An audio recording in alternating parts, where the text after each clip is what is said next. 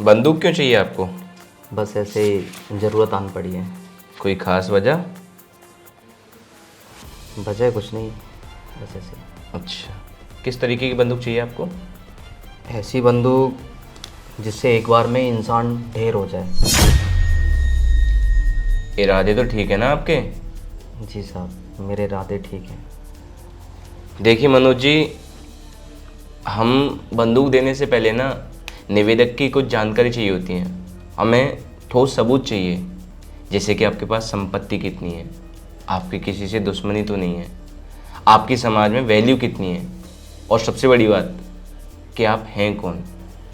मैं एक बाप हूँ साहब। मतलब ये है कि मेरी तो छोटी छोटी बच्चियाँ हैं। तो छोटी बच्ची हैं तो इसके लिए आपको बंदूक चाहिए? जी साहब। क्या आप मेरा समय बर्बाद कर रहे हैं? इन सब चीज़ों के लिए हमारे पास बंदूक का कोई कॉलम ही नहीं है। मैं समय बर्बाद नहीं कर रहा, मैं तो बस अपनी बच्चियों की सुरक्षा चाहता हूँ, अपने परिवार की सुरक्षा चाहता हूँ। अच्छा मनोज जी, तो आप ये कहना चाहते हैं कि हम आपको बंदूक सिर्फ इसलिए दे दें कि आप एक बाप हैं और आप अपनी बेटियों की सुरक्षा करना चाहते हैं उसके ज़रिए? यानी कि हमारा कानून तो कुछ कर ही नहीं रहा, हमारी सारी अर्थव्यवस्था खराब है, हम आपके परिवार की देखभाल करवा ही नहीं सकते अपने कानून से, यही ना? नहीं साहब, हम आपके कानून को कुछ नहीं बोल रहे, लेकिन एक बाप होने के नाते मुझे भी हक होना चाहिए अपनी बच्चियों की सुरक्षा के लिए। आजकल समाज में हो रहे अगन्य अपराध इतने बढ़ गए हैं, अपराधियों की सोच इतनी नीची गिर गई है कि वो 4 साल की बच्चियों तक को नहीं छोड़ते। उस सब में मेरी बच्ची कहाँ महफूज रह जाएगी? देखा ना आपने, हर साल, हर महीने, हर दिन ये घटनाएं समाज में होती ही रहती हैं। तो एक बाप होने के नाते मैं कम से कम उनकी सुरक्षा तो कर पाऊँ।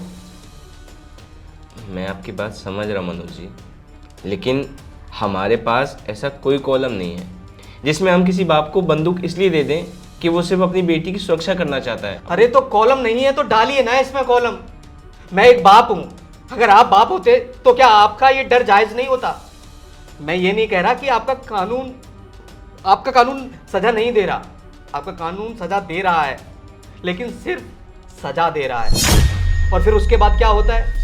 महीने, साल, दिन गुजरते जाते हैं, लोग जिन बच्चियों के साथ ये सब हुआ है उन्हें भूल जाते हैं, और अपराधी बेल पे वापस आ जाता है या फिर किसी ना किसी वजह से छूट जाता है। फिर जो दूसरे अपराधी हैं उन्हें बल मिलता है, सोचने की शक्ति आती है कि हम भी ये कर सकते हैं। उनके अंदर डर नहीं होता कानून का।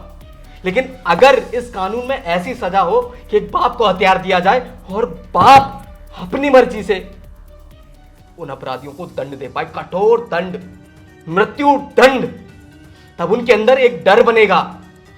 तब वो ये घिनौना काम करने से पहले 10 बार सोचेंगे। और वो नहीं, उनके जैसे जितने भी राक्षस इस समाज में बैठे हुए हैं ना, वो डरेंगे। तब जाके हमारी बच्चियां सुरक्षित रहेंगी साहब। मैं ये नहीं कह रहा कि आपका कानून काम नहीं कर रहा, आपका कानून बहुत अच्छे से काम कर रहा है, लेकिन हर जगह आपका कानून नहीं है ना। बच्चियां घर से स्कूल के लिए जाती हैं, कॉलेज के लिए जाती हैं, बाजार में जाती हैं, कभी कभार घर में अकेली होती हैं, न जाने किस भेष में वो दरिंदे घर के अंदर आ जाते हैं, फिर उसके साथ ये सब कुछ करते हैं। बस मुझे उस सुरक्षा के लिए एक बाप के अधिकार को आप ये हथियार दिलवा दीजिए। मैं एक काम करता हूँ, मैं आपकी जो प्रार्थना है वो आगे तक पहुँचा देता हूँ, और जो भी फैसला आएगा वो देख लेते हैं। जी साहब, बस हमें आप हथियार दिलवा दीजिए, क्योंकि हम अब बहुत डर गए हैं। और हम नहीं, हमारे जैसे हजारों वो पिता अपनी बच्चियों की सुरक्षा के लिए कुछ करना चाहते हैं। अब वो क्या करे? तो हमारे पास कुछ हथियार होना चाहिए ना साहब, जिसे हम भी लड़ सकें।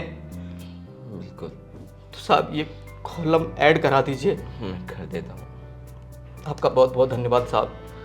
और कुछ गलत कहा हो तो उसके लिए माफ़ी चाहता हूँ। नहीं, देखिए आप एक पिता हैं और पिता का ये सब करना जायज़ है, क्योंकि आजकल समाज में सच में बेटियां सेफ नहीं हैं। मैं आपके लिए जहाँ तक होगा वहाँ तक कोशिश करूँगा। धन्यवाद साहब, जी। चलता हूँ साहब।